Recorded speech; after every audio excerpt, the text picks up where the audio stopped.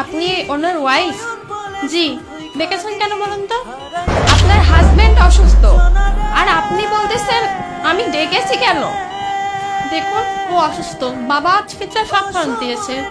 আমার বাসায় কেয়ারটেকারকে নিয়ে এসেছে, আমার কেন থাকতে হবে? আমার পার্টি আছে, আমাকে সেখানে যেতে হবে। আমার কেয়ারটেকার দেখাশোনা করবে। উনি আপনাকে একটু দেখতে চাইছিল মাত্র। দেখেন এসব আদিক্ষেতা আমার একদম ভালো লাগে না, আমি যাচ্ছি।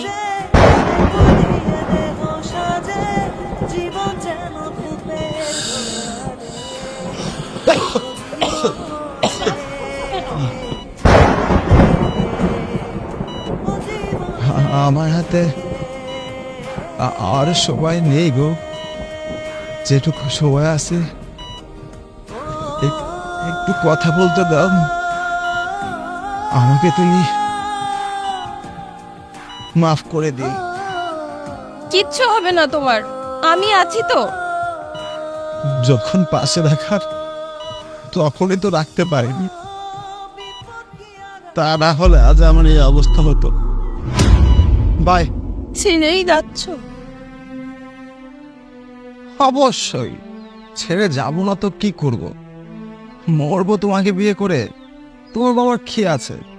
কিছুই নাই। 2 টাকা সম্পত্তি নাই তোমাদের। আমার বাবা আমার জন্য মেয়ে ঠিক করেছে। বাবারই বন্ধু, কোটি কোটি টাকা তার। ঢাকায় 4-5টা ফ্ল্যাট আছে।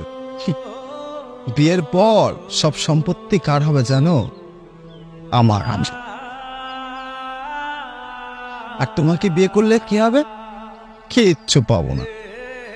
সব নো নিড টু। এক বাপের একই মেয়ে, তাহলে বুঝতেই পারছো আমার লাইফটা কত শাইন হবে। আর তোমাকে বিয়ে করে আমি কি পাবো? কিচ্ছু না। আর 4-5টা ভাই বোন আছে তোমার, সেগুলো উল্টো আমারই পালা লাগবে। আমি এইসব ঝামেলার মধ্যে যাইতে পারবো না, বুঝছো? তোমাকে তুমি ভালোবাসছিলাম, টাকা দেখে না। দুনিয়াতে চলার পথে কি টাকাই সব রোহার?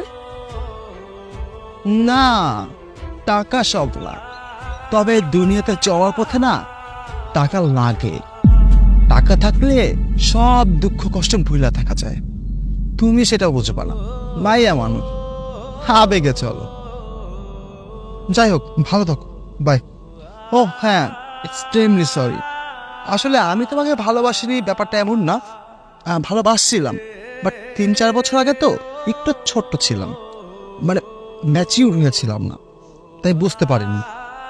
এখন তো একটু ম্যাচিউর, বুঝতে পারছি যে আসলে তোমার সাথে আমার চায় না, তাই ডিসিশন চেঞ্জ করতে বাধ্য হলাম।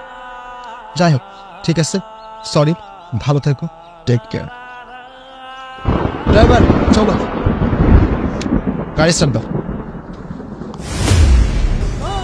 লোকে পড়ে বড় ঘরের মেয়েকে বিয়ে করে মানসিক অশান্তিতে ভুগতে আজ আমি অনেক ক্লান্ত। আগে তুমি